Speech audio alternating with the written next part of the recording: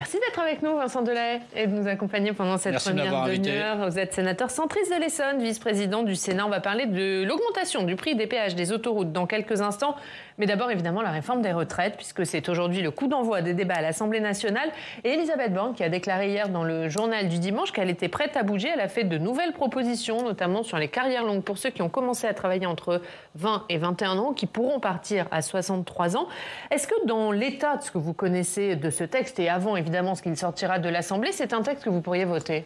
Écoutez, moi je pense d'abord qu'il faut une réforme des retraites. Ceux qui disent qu'il n'en faut pas, c'est des irresponsables.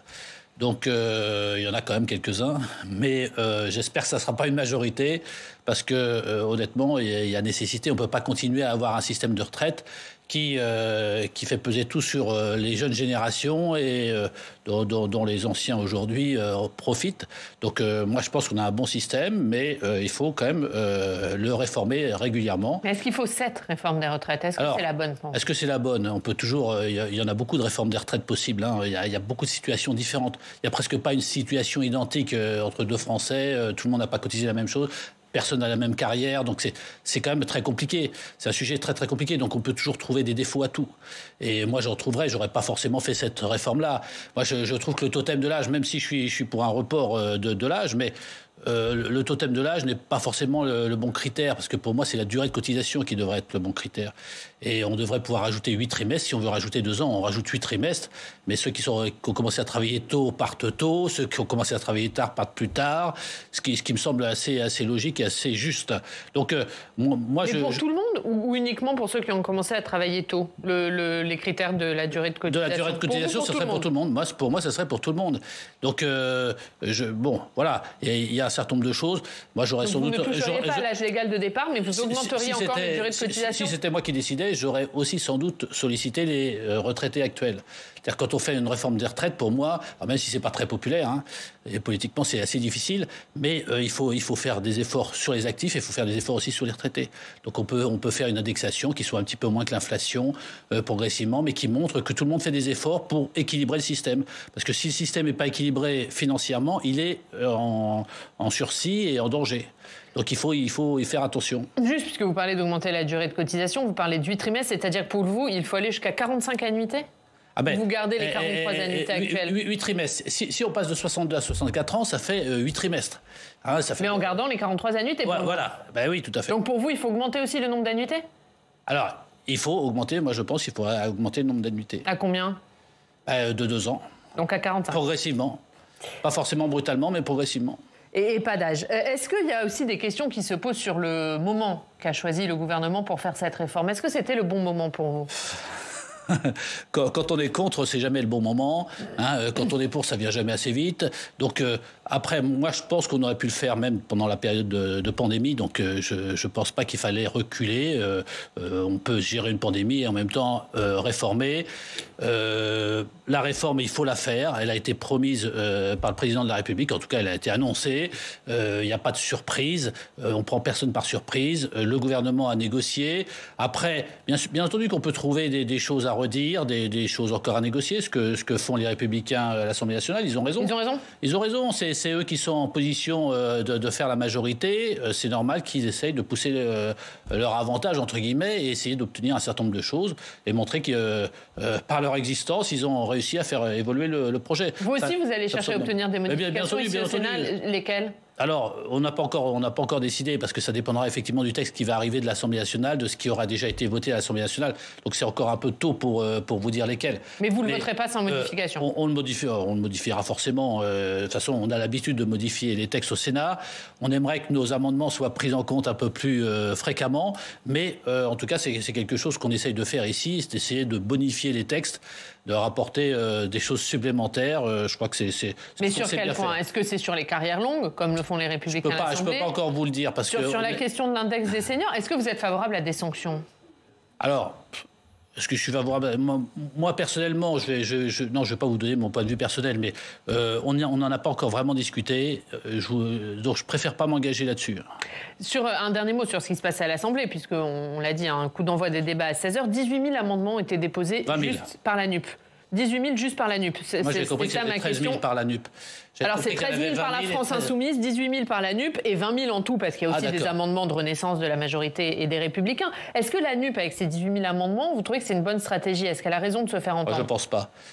Elle a raison de se faire entendre, ça c'est vrai. Mais moi je ne suis pas pour la multiplication des amendements. Je pense qu'à un moment donné, 18 000 c'est trop. C'est plus entendable. Qu'on se concentre sur un certain nombre d'amendements majeurs que l'on souhaite faire passer. Là c'est l'obstruction. La stratégie de l'obstruction, c'est pas une bonne stratégie, je pense pas.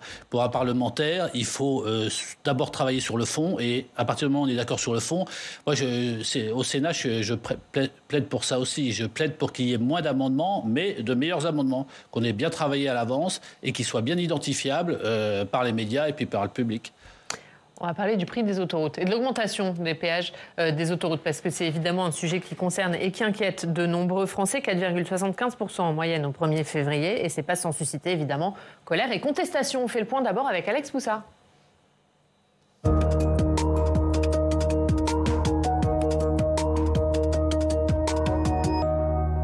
Bonjour Alex. Bonjour Ariane, bonjour Vincent Delay. Bonjour. Et Alex, l'augmentation des tarifs des péages des autoroutes à partir du 1er février fait polémique. Effectivement, une hausse de 4,75% à partir du 1er février en moyenne pour les péages d'autoroutes. C'est une hausse qui s'explique par l'inflation généralisée qui est à 6% en moyenne. Et d'ailleurs, le prix des péages est indexé sur le taux d'inflation. Le problème, c'est que les sociétés privées qui gèrent ces autoroutes se portent très bien sur le plan financier. En 2021, ces sociétés concessionnaires ont réalisé un bénéfice net de 3,9 milliards d'euros, un bénéfice en hausse de plus 47% par rapport à 2020, qui était une année assez faible sur le trafic autoroutier. Mais par exemple, par rapport à 2019, eh bien, c'est une hausse de 11%. Donc voilà, une forte rentabilité pour ces sociétés. Et Alex, cette rentabilité hors norme, elle avait été dénoncée en 2020 par la commission d'enquête du Sénat sur la privatisation des autoroutes. Ah oui, une commission d'enquête du Sénat dont vous étiez le rapporteur, Vincent Delay. Vous aviez par exemple auditionné Dominique de Villepin, qui était Premier ministre au moment de la privatisation des autoroutes en 2006, ou encore Ségolène Royal, auditionnée au Sénat, car en 2015, eh bien, elle avait, sous le gouvernement de François Hollande, elle avait négocié un accord de gel des tarifs d'autoroutes. Et au final, votre rapport, le rapport de la commission d'enquête, avait prévu une surrentabilité, une rentabilité de 40 milliards d'euros d'ici à 2036, date de la fin de ces concessions de ces sociétés d'autoroutes. Et ces méga profits des sociétés concessionnaires, eh bien, ils ont été aussi récemment pointés du doigt par le gendarme des autoroutes, l'autorité de régulation des transports, qui préconise des mesures à prendre pour les futures concessions autoroutières. Selon ce rapport, eh bien, il faudra mettre un terme à l'indexation des tarifs de péage sur l'inflation. Il faudra également raccourcir à 15 ans maximum la durée des concessions accordées par l'État, et puis aussi rétrécir le périmètre géographique de ces concessions autoroutières, un périmètre qui est très étendu actuellement. Vincent Delay, d'abord sur cette hausse actuelle des péages, plus 4,75%, c'est excessif selon vous ? Écoutez, vous avez dit qu'elles étaient en bonne santé, ces sociétés, qu'elles avaient une surrentabilité. L'augmentation de 4,75% va leur rapporter 500 millions d'euros de chiffre d'affaires supplémentaires par an jusqu'à la fin des contrats. Et on peut penser que l'inflation qui joue sur les dépenses d'exploitation de ces sociétés va leur coûter 200 millions. Donc entre 500 et 200 millions, il y a 300 millions. 300 millions de marge supplémentaires, alors qu'on dit qu'elles sont déjà en bonne santé, qu'elles ont une surrentabilité. Donc on va leur donner 300 millions supplémentaires par an jusqu'à la fin des contrats. Moi, je trouve que c'est très excessif. C'est très, très excessif. Alors, bien entendu, on va dire c'est les contrats, on les applique. Depuis le début, le problème, c'est les contrats. Quand vous faites une concession, il faut avoir un bon contrat et il faut avoir un bon suivi. Au départ, on n'a eu ni l'un ni l'autre. Alors maintenant, on a un meilleur suivi, mais on a toujours des mauvais contrats. Mais la faute à qui? Ils ont été mal négociés? Non, c'est qu'ils ont été négociés par l'État avec lui-même à l'origine. Donc, quand on négocie un contrat avec soi-même, on le fait surtout pour la forme. En réalité, il aurait fallu les modifier avant l'ouverture au privé. C'est Jospin qui a commencé en 2002 à ouvrir au privé 20% des autoroutes du sud de la France. Et ensuite, Dominique de Villepin qui a fait le reste. Et c'est vrai que c'est à ce moment-là qu'il aurait fallu modifier ces contrats. Mais il n'est pas trop tard, pour le faire. S'il y a une vraie volonté, on peut les modifier. Simplement, on ne sent pas la volonté de la part du gouvernement de s'emparer vraiment de ce sujet. Et moi, je pense que c'est un sujet majeur d'intérêt pour les automobilistes et aussi pour l'intérêt général de l'État. Donc on peut renégocier ces contrats sans attendre la fin des concessions en 2036. Vous savez, quand on est un concédant, on a toujours des relations avec les concessionnaires, qui sont les sociétés. Le concédant, c'est l'État. Et l'État peut être assez fort pour dire venez autour de la table et on va discuter parce qu'on ne peut pas continuer comme cela. Simplement, il faut avoir la volonté. Si on n'a pas la volonté et si les sociétés ne sentent pas cette volonté forte, il ne se passera rien. Et aujourd'hui, les sociétés disent « Ah, vous touchez une virgule, vous touchez l'équilibre du contrat ». Attendez, ça ne va pas. On leur baisse le taux d'impôt sur les sociétés, pas qu'à elles. C'est d'une façon générale, on a baissé de 33 à 25%. Elles vont quand même encaisser 7 milliards d'euros grâce à cela. D'ici la fin des contrats, 7 milliards d'euros, et il ne s'est rien passé. Et le contrat, et là, elles sont en train de contester auprès de la justice le fait qu'on ait indexé sur l'inflation les taxes d'aménagement. Vous vous rendez compte ? Elles touchent d'un côté 7 milliards, et de l'autre côté, on dit on va indexer des petites taxes d'aménagement sur l'inflation, et elles vont devant le tribunal. Moi, je trouve ça scandaleux. Honnêtement, je serais le ministre des Transports, je peux vous dire que je les convoquerai tout de suite. Et que ça ne se passerait pas comme cela. Pourquoi il ne le fait pas je ne sais pas, parce qu'il n'y a pas la volonté. Je pense qu'il y a, comme j'ai l'habitude de le dire, quand il y a la volonté, il y a un chemin. Et là, en fait, on ne sent pas de volonté du tout de la part du gouvernement. Bon, ils ont d'autres sujets. On parlait des retraites à l'instant. Mais ce n'est pas parce qu'on a un ou deux sujets autres qu'il ne faut pas traiter aussi des sujets comme celui-là. Mais c'est un manque de volonté ou c'est un manque de courage politique ? Un peu les deux. Un peu les deux, mais pour avoir de la volonté, il faut aussi avoir du courage politique. Et puis mettre autour de la table des partenaires, comme on l'a demandé au Sénat. Parce que nous, ce qu'on a obtenu au Sénat, quand même, la commission d'enquête, il faut le redire, il faut le redire à tous ceux qui nous écoutent, c'est qu'on a obtenu qu'il n'y ait plus de prorogation de ces mauvais contrats. Parce que ces mauvais contrats, ils étaient prorogés. Vous avez parlé de 2015, c'était Ségolène Royal et Emmanuel Macron, les deux, qui ont signé un protocole d'accord avec les sociétés d'autoroutes. Et ça avait déjà été fait auparavant, où on leur demande des travaux supplémentaires. Donc on leur demandait 4 milliards de travaux supplémentaires. Et on disait, vous allez avoir entre 2 et 4 ans de plus de contrats. Mais 2 et 4 ans de plus de contrats, ça leur rapporte beaucoup plus que les 4 milliards qu'ils vont dépenser en travaux. Donc il y a un moment donné où il faut arrêter cette logique-là, ce cycle infernal de prorogation. Et donc c'est ce qu'on a obtenu grâce à notre rapport au Sénat, parce qu'il y avait encore des projets dans les tiroirs du ministère. Et depuis, vous avez vu qu'il ne s'est rien passé. Et je pense qu'il ne se passera rien sur le terme de la prorogation. Maintenant, ce qu'il faut obtenir, c'est la modification de ces contrats. Donc il faut pouvoir se mettre autour de la table, ce qu'on a demandé. Et moi, ce que je vais redemander au gouvernement, et il faut continuer à mettre de la pression. C'est-à-dire que les médias comme vous participez aussi à cette pression. Et nous, les parlementaires, on a intérêt aussi à continuer à en parler et à faire en sorte que ce sujet-là ne soit pas enterré. Et en cas d'échec de renégociation de ces contrats, on peut envisager une taxe sur ces profits autoroutiers ? C'est compliqué. Parce que sur le plan constitutionnel, on va avoir du mal à cibler uniquement certaines sociétés, certains en plus qui ont des contrats avec l'État, c'est quand même assez compliqué. Je pense que ça ne serait pas acceptable. Donc moi, je pense que c'est une renégociation d'ensemble qu'il faut obtenir. À défaut, il faudra peut-être aller plus loin. Donc moi, je suis en train de réfléchir à des mesures plus coercitives. Je suis en train d'y réfléchir. Donc, mais j'aurai l'occasion de faire des propositions au printemps, je pense. D'abord, on va regarder les résultats de cette année, parce que vous avez parlé de 2021, 3,9 milliards, mais on va avoir le 9 février les résultats de Vinci, et puis sans doute vers le 20 février les résultats d'Eiffage. Donc j'aurai l'occasion de remettre à jour nos prévisions, parce qu'on avait fait des prévisions. Et si on écoutait les sociétés d'autoroute, on n'en parlerait jamais. Parce qu'à chaque fois qu'ils vous donnent une information, c'est couvert par le secret des affaires. Donc c'est quand même assez ahurissant qu'un sujet aussi intéressant pour le public puisse être systématiquement en dehors de la transparence et autres. Alors il y a aussi une solution toute simple et qui serait assez forte et qui a été proposée pendant la dernière campagne présidentielle, ce serait de renationaliser ces autoroutes. Ça peut être la bonne solution selon vous ? Si vous me trouvez un service de l'État qui est bien géré, ou des infrastructures qui sont bien gérées par l'État, des équipements, vous me le dites. C'est-à-dire que l'État ne serait pas à même de gérer les autoroutes ? L'État est mauvais gestionnaire. Si vous regardez les hôpitaux, vous n'allez pas me dire que les hôpitaux sont super bien gérés. Donc on a un État qui malheureusement n'est pas un bon gestionnaire, donc il n'est pas question pour moi, en tout cas il n'est pas souhaitable que l'on renationalise les autoroutes. Par contre, le système de la concession est un bon système pour moi, puisque on peut avoir des sociétés qui sont très compétentes, et elles sont compétentes. On a des bonnes autoroutes, elles sont en bon état, il y a un niveau de service qui est très satisfaisant par rapport à ce qui peut se passer à l'étranger. Donc il n'y a pas de raison de perdre ce niveau de service. Par contre, il faut effectivement les serrer de près au niveau du contrat et dans le suivi régulier. C'est-à-dire qu'on a des clauses de revoyure. Quand on a des contrats un peu longs, il faut avoir des clauses de revoyure régulières où on se remet autour de la table, on dit est-ce que vous avez gagné plus, moins, comment ça se passe, et on regarde tout ça. Donc c'est tout cela qui n'a pas été fait et c'est ça qu'il faut faire. Juste parce que la renationalisation, vous dites, il y a un problème de l'État gestionnaire. Clément Beaune, il dit c'est aussi un problème de finances, 50 milliards. Il parle. Alors ça peut-être, on n'en sait rien en fait. On n'en sait rien parce qu'il y a moyen de négocier. L'équilibre économique et financier de ces contrats n'a jamais été défini. Donc nous, on demande à ce qu'il soit défini. Parce que c'est l'élément central sur un contrat, c'est l'équilibre du contrat. Et eux, ils disent, dès qu'on met une virgule en question, on supprime une virgule, on met en cause l'équilibre. Moi, je pense qu'il faut qu'on se mette autour de la table pour définir cet équilibre-là. Et si on définit cet équilibre, on va s'apercevoir que, contrairement à ce que dit l'ART, parce que je ne suis pas tout à fait d'accord avec l'autorité de régulation des transports qui calcule une rentabilité sur le projet, moi je calcule une rentabilité pour l'actionnaire.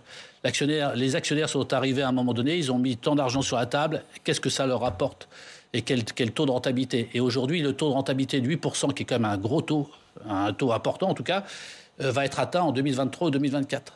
Donc c'est d'ailleurs plus de 10 ans avant la fin des contrats. Donc c'est là où on dit tout ce qui est après, c'est de la surrentabilité. Ça va au-delà des 8%.